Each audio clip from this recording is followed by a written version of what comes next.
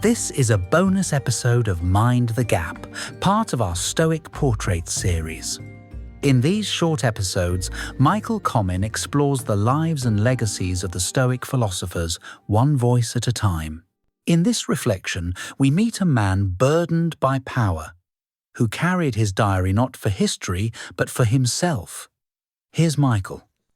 We don't usually imagine emperors whispering doubts to themselves by candlelight. We imagine statues, not scribbled notebooks.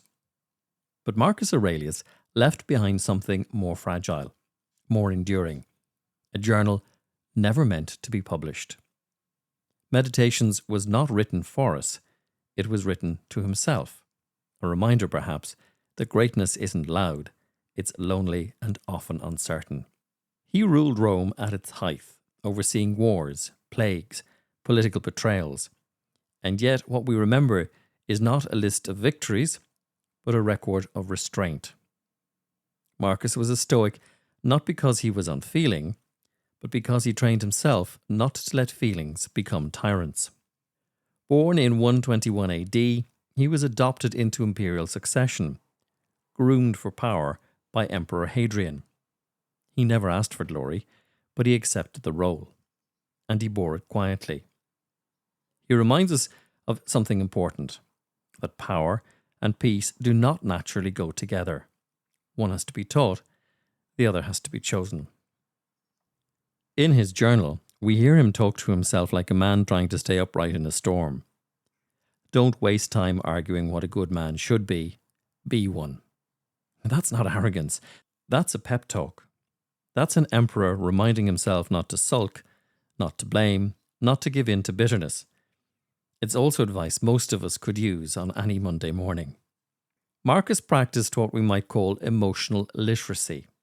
He noticed his impulses, anger, grief, ego, and then asked himself, what's within my control here? That's the essence of Stoicism. It isn't about suppression, it's about self-command. He had wealth, armies, advisors, but none of them could make his mind behave. So he practiced, page by page, thought by thought, line by line. And today, that same practice is open to us. We don't need a throne to do what he did. You just need a moment in your day. A breath, a journal, a whisper that says, come back to yourself again. So if the world feels noisy today, if there's 100 opinions or one unrelenting doubt, remember Marcus, in his tent, on the battlefield, writing not for posterity, but for peace of mind. That was a bonus episode of Mind the Gap, featuring the quiet strength of Marcus Aurelius, one of the many Stoic voices we'll explore in this series of short reflections. Join us again for the next Stoic portrait. And in the meantime, consider what you might say to yourself if no one else were ever meant to read it.